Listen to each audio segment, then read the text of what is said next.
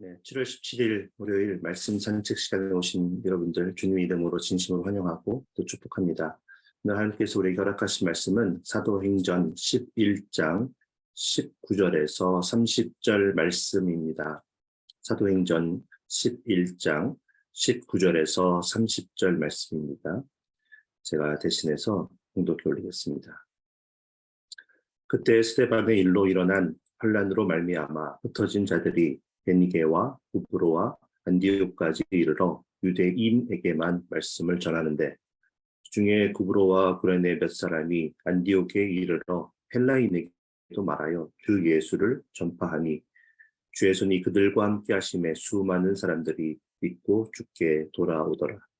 예루살렘 교회가 이 사람들의 소문을 듣고 바나바를 안디옥까지 보내니, 그가 이르러 하나님의 은혜를 보고 기뻐하여 모든 사람에게 굳건한 마음으로 주와 함께 머물러 있으라 권하니, 바나바는 착한 사람이요 성령과 믿음이 충만한 사람이라. 이에 큰 무리가 주께 더하여 지더라. 바나바가 사울을 찾으러 다소에 가서 만남에 안디옥에 데리고 와서 둘이 교회에 1년간 모여 있어 큰 무리를 가르쳤고, 제자들이 안디옥에서 비로소 그리스도인이라 일컬음을 받게 되었더라. 그때 선지자들이 예루살렘에서 안디옥에 이르니, 중에 아가보라 하는 한 사람이 일어나 성령으로 말하되 천하에 큰 흉년이 들리라 하더니, 글라우디오 때에 그렇게 되니라. 제자들이 각각 그 힘대로 유대에 사는 형제들에게 구조를 보내기로 작정하고 이를 실행하여 바나바와 사울의 손으로 장로들에게 보내니라. 아멘. 오늘 살아계신 하나님의 말씀입니다.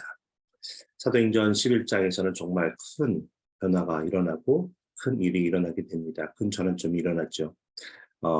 어제 해당하는 말씀이었던 사도행전 11장 1절에서 18절의 말씀도 좀 정리도 하고 지금까지 어떤 일이 있었는지를 좀 함께 잠깐 살펴보도록 하겠습니다. 하나님께서는 예수 그리스도께서 우리의 죄를 용서하여 주시기 위해서 십자가에서 죽으셨고, 또 3일 만에 부활하사 하늘로 올라가셨다는 이 구원의 기쁜 소식이 사마리아와 땅끝까지 전해져서 이 놀라운 은혜와 축복을 그가 사랑하는 모든 백성들이 누리게 되기를 간절히 원하셨습니다. 그래서 하나님께서는 이 일을 이루시기 위해 성령님을 보내주사 우리에게 필요한 모든 능력을 베풀어 주셨습니다. 그러나 안타깝게도 그렇게 분명하게 예수님께서 마지막까지 당부하여 주셨고 하나님께서 그 뜻을 알려주셨는데도 불구하고 여전히 유대인들은 선민사상에 빠져서 할례를 받은 아브라함의 후손들인 자신들만 이 구원의 역사 속의 주인공이 될 수 있다는 편견과 고정관념 속에서 헤어나오지를 못하고 있었습니다. 사도들의 리더였던 베드로도 역시 이 편견과 고정관념에 사로잡혀 있었습니다. 그래서 코앞에 사마리아의 땅으로 들어갈 수 있는데도 불구하고, 그래서 이방인들에게 예수 그리스도의 복음을 전할 수 있었음에도 불구하고 그냥 요바에 머물러 있었습니다. 그러나 하나님께서는 환상을 통해서 하나님의 뜻이 가이사랴에 있는 이방인 고넬료에게 찾아가 복음을 그에게 전하고 세례를 베푸는 것이라고 분명하게 알려주셨습니다. 그리고 순종함으로 실제로 고넬료가 복음을 듣고 성령 충만하게 되는 것을 보게 됩니다. 그러자 그는 자신이 가지고 있던 편견과 고정관념을 깨뜨려버리고 하나님의 뜻을 깨닫게 됩니다.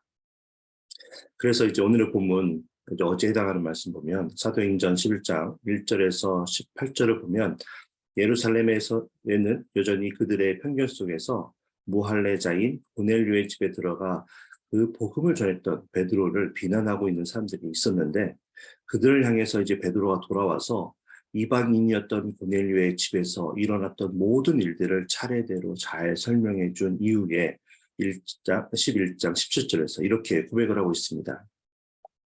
하나님이 우리가 주 예수 그리스도를 믿을 때 주신 것과 같은 선물을 그들에게도 주셨으니 내가 누구이기에 하나님을 능히 막겠느냐. 감사하게도 할례를 주장하던 예루살렘에 있던 사도들과 성도들은 베드로가 증거했던 이방인을 향한 하나님의 구원 역사의 사건을 듣고 하나님의 이방인을 향한 뜻이 무엇인지를 그들도 깨닫게 됩니다. 그리고 11장 18절에서 이렇게 고백합니다. 그들이 이 말을 듣고 잠잠하여 하나님께 영광을 돌려 이르되 그러면 하나님께서 이방인에게도 생명 얻는 회개를 주셨도다. 아멘. 저와 여러분 모두가 이 아침에 이 말씀을 너희가 누구이기에 나를 핍박하느냐? 너희가 누구이기에 너희의 뜻이 나의 뜻보다 옳은 것이라고 말하느냐?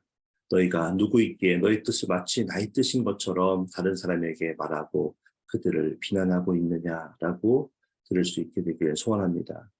그래서 우리도 우리의 모든 생각과 자아를 내려놓고 주의 일을 열심을 다해 감당하고 있는 우리의 형제 자매들을 비난하거나 혹은 질투하기보다 응원해주고 그들을 통해 일하시는 하나님께 영광과 감사를 올려드리는 그런 성숙한 그리스도인들이 되어지기를 소원합니다.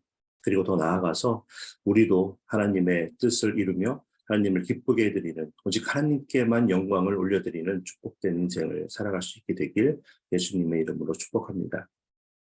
그렇게 이제 예루살렘의 사도들과 성도들이 자신이 가지고 있던 편견과 고정관념을 내려놓게 된 이유를 이제 사도행전 11장 1절에서 18절까지 자세하게 설명해 주고 있는 것입니다. 그리고 그 변화로 인해서 이제 예수 그리스도의 복음이 예루살렘을 벗어나 사마리아와 땅끝까지 이방인들에게도 본격적으로 전파되기를 시작합니다.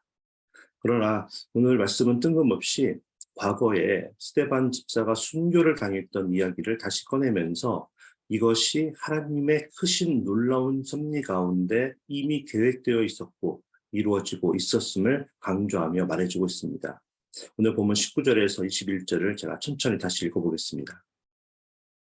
그때의 스데반의 일로 일어난 환란으로 말미암아 흩어진 자들이 베니게와 구브로와 안디옥까지 이르러 유대인에게만 말씀을 전하는데 그 중에 구브로와 구레네 몇 사람이 안디옥에 이르러 헬라인에게도 말하여 주 예수를 전파하니 주의 손이 그들과 함께 하심에 수많은 사람들이 믿고 주께 돌아오더라. 아멘.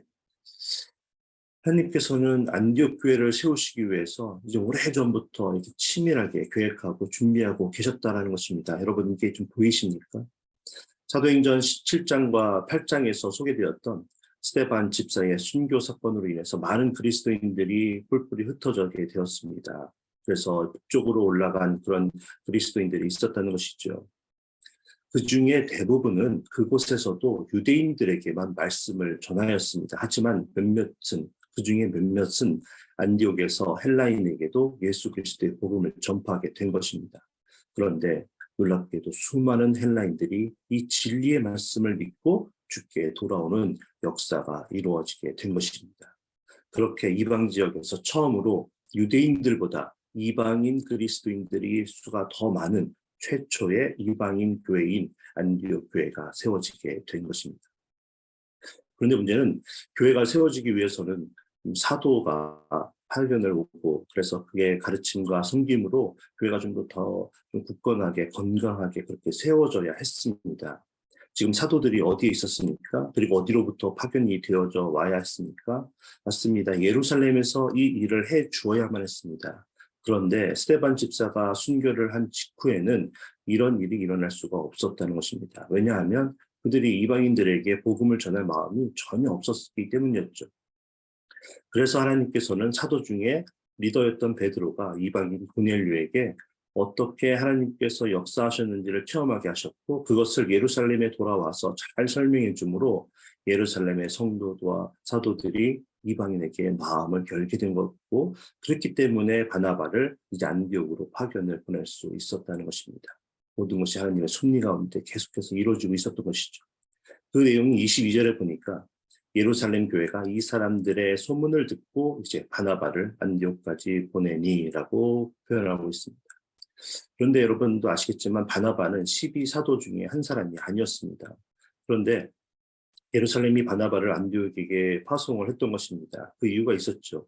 왜냐하면 바나바는 사도와 같은 사역들을 잘 감당할 수 있는 조건을 충족하고 있었고 실제로 그런 일들을 잘 하고 있었기 때문이었습니다. 그리고 바나바의 출신 때문이었습니다. 바로 바나바가 안디옥과 굉장히 가까이 위치해 있는 구브로 출신이었기 때문에 예루살렘은 바나바를 안디옥에 파송하게 됐던 것입니다. 자, 그럼 바나바가 어떤 사람인지 좀 살펴보겠습니다. 이미 여러 차례 바나바가 사도행전에서 소개되어져 왔습니다. 자, 먼저 오늘 말씀 24절을 보면 바나바를 이렇게 소개하고 있습니다. 바나바는 착한 사람이요 성령과 믿음이 충만한 사람이라. 그렇습니다. 성품이 온화하고 다른 사람들을 돕는 일에 힘을 썼던 바나바는 안디옥 교회가 주님의 사랑 안에서 바르게 세워지게 하는데 적합한 그런 협력자였습니다. 바나바가 사도행전에 처음에 등장한 곳이 어디였습니까? 바로 사도행전 4장 36절입니다. 초대교회의 성도들이 한 마음으로 이렇게 서로 한 뜻이 되어서 모든 물건들을 서로 통용하고 또 자기 재물들을 좀 팔아서 어려운 사람에게 함께 나누어 쓸 때가 있었습니다. 근데 그때 구브로에서 난 레위족 사람이 있었는데 그 이름이 바로 요셉이었지만 사도들이 바나바라는 별명을 지어주었는데 그 히브리어의 뜻이 위로의 아들이라는 뜻이었고 그가 이제 37절에 보면 자신의 밭을 팔아서 그 값을 가지고 사도들에게 주어서 어려운 성도들을 위해 사용하게 하였습니다. 그뿐만이 아니었습니다. 사도행전 9장 27절에서 바나바가 두 번째로 등장을 합니다. 바로 이제 막 회심하여서 예루살렘으로 돌아온 사울을 변호해주는 장면이 그곳에 있습니다. 자신들을 핍박했었던 사울이 갑자기 자신이 회심하였다고 말하면서 다른 제자들과 사귐을 가지려고 할 때 그들은 믿지 못하고 두려워하며 사울과 가까이 하려고 하지 않았습니다. 그런데 그때 바나바가 나서서 사울이 어떻게 주님을 보았는지 그리고 주님께서 그에게 말씀하신 것들과 또 다메섹에서 그가 어떻게 예수님의 이름으로 담대하게 말하였는지를 변호해 주어서 제자들과 또 사울이 사귐을 가질 수 있게 된 것이죠. 그리고 함께 예루살렘에 출입하며 예수 그리스도의 복음을 전할 수 있도록 바나바가 도와주었던 것입니다. 그렇게 착하며 믿음 가운데 성령 충만했던 바나바였기 때문에 당시 12사도와 바울의 버금가는 초대교회의 중요한 인물로 하나님께서 쓰고 계셨던 것입니다. 바나바가 안디옥에 이제 도착을 합니다. 그리고 나서 이제 가장 먼저 한 일이 무엇입니까? 하나님의 은혜에 또 그들의 모습을 보고 기뻐합니다. 그리고 모든 사람들이 주님과 함께 항상 머물러 있기를 권면했던 것입니다. 그 내용이 이제 오늘 본문 23절에 이렇게 기록되어 있습니다. 그가 이르러 하나님의 은혜를 보고 기뻐하여 모든 사람에게 굳건한 마음으로 주와 함께 머물러 있으라 권하니.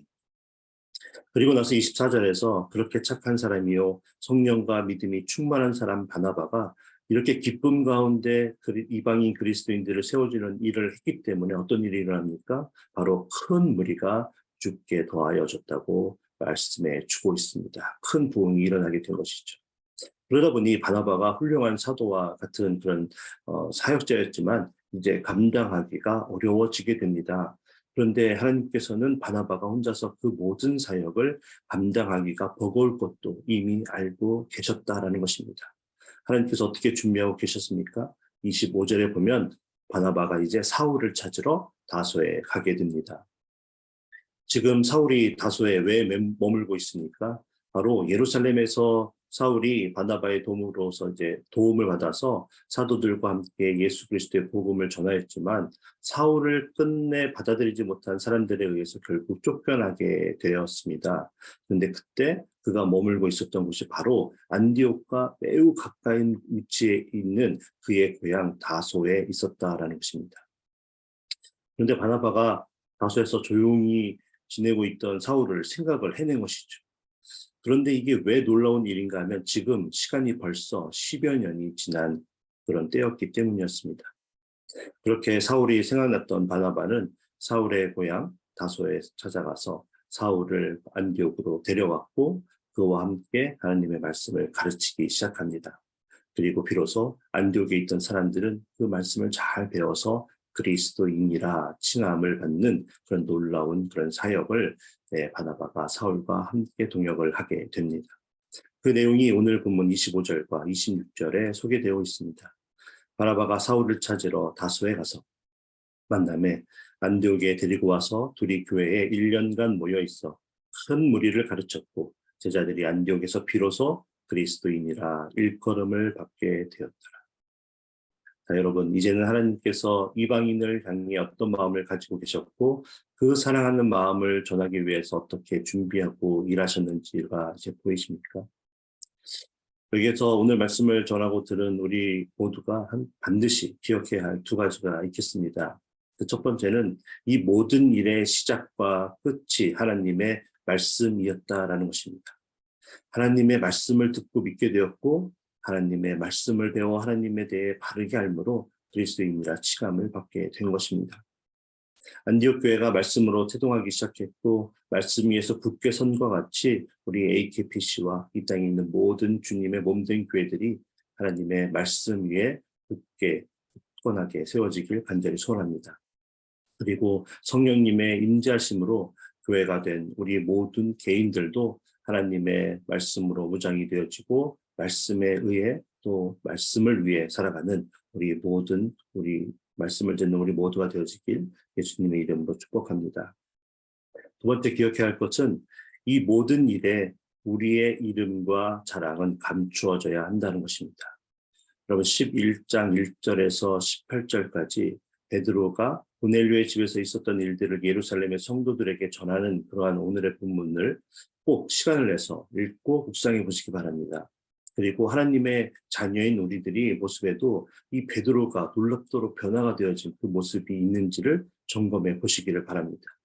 베드로는 그 어떤 제자들보다 화를 쉽게 내었고 다혈질의 사람이었고 자신을 막 드러내기를 좋아하던 그런 사람이었습니다. 그러나 자신을 비난하는 그 예루살렘의 사람들에게 고넬료의 집에서 있었던 일들을 설명해 줄 때 그는 굉장히 냉정하게 있었던 일을 아무런 과장 없이 자신을 드러내는 단어를 사용하지 않으면서 차례대로 잘 설명해 주고 있습니다. 그리고 결국 하나님께서 이 모든 일을 하셨다고 고백하며 그러니 내가 누구이기에 하나님을 능히 막을 수 있겠냐고 겸손함으로 나아가고 있습니다. 베드로의 이름은 사라졌고 하나님이 일하신 것이 드러나고 있는 것이죠. 그런가 하면 안디옥 교회에서 바나바는 어떻습니까?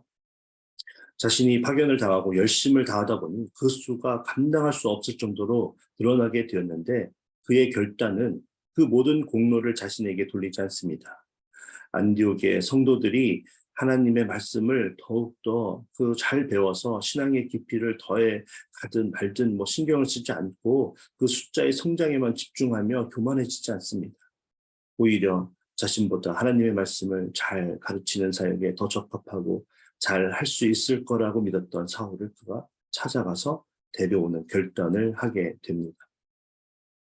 그러한 자신의 이름과 공로를 없애는 놀라운 결단으로 인해서 하나님의 말씀만이 안디옥 교회의 성도들에게 풍성하게 전해질 수 있게 되었고 이방인 교회의 첫 교회인 안디옥 교회는 그렇게 그리스도인이라 일컬음을 받게 되는 축복을 받게 된 것입니다. 그래서 사도행전 11장은 이 놀라운 사건이 오직 하나님의 섭리와 역사심 가운데 이루어졌음을 선포하고 있고 저자인 누가는 그것을 21절에서 주의 손이 그들과 함께 하셨기 때문이라고 선포해주고 있습니다. 제 말씀을 읽도록 하겠습니다. 오늘 저와 여러분의 사역 가운데도 우리의 이름과 공로는 감추고 오직 하나님의 영광만이 드러나게 되어 주의 손이 함께 하셨을 때 이루어지는 그런 놀라운 일들을 우리의 삶과 사역 가운데 날마다 체험하게 되길 예수님의 이름으로 축복합니다. 그럴 때 어떤 놀라운 결과가 일어나게 됩니까? 사랑과 은혜를 받았던 그 안디옥 교회의 성도들이 이제 건강하게 성장하고 굳건히 세워져서 거꾸로 다른 사람들을 돕는 일들을 감당하게 됩니다. 하나님의 역사 가운데 주역이 된 것이죠. 그 내용이 오늘 본문 마지막 28절에서 30절에 기록되어 있습니다. 황제 클라우디우스가 통치를 하던 때였는데 그때 큰 기근이 일어나게 됩니다. 그때 어려움을 겪고 있었던 예루살렘의 교회들을 이제 반대로 안디옥 교회가 돈을 모아서 그들을 돕게 된 것입니다. 여러분, 우리가 하나님의 뜻을 바르게 이해하여 우리의 모든 편견과 고정관념을 버리고 그래서 우리의 가족과 주변 이웃에 예수 그리스도의 복음을 전할 때에 우리는 그들을 통해 하나님께서 행하시는 놀라운 일들을 결국 목격하게 될 것입니다. 그리고 그것을 통해 하나님께 감사와 영광을 올려드리는 변화된 우리의 모습을 보게 될 것입니다. 이 은혜가 여러분 모두에게 임하게 되길 예수 그리스도의 이름으로 축복합니다.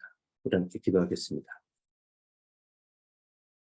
사랑의 하나님, 오늘 하나님께서 이 땅에 이방인 교회, 안디옥 교회가 어떻게 처음으로 세워지게 되었는지 살펴볼 수 있는 그런 은혜의 시간을 가질 수 있도록 하여 주시니 감사와 찬송과 영광을 올려드립니다.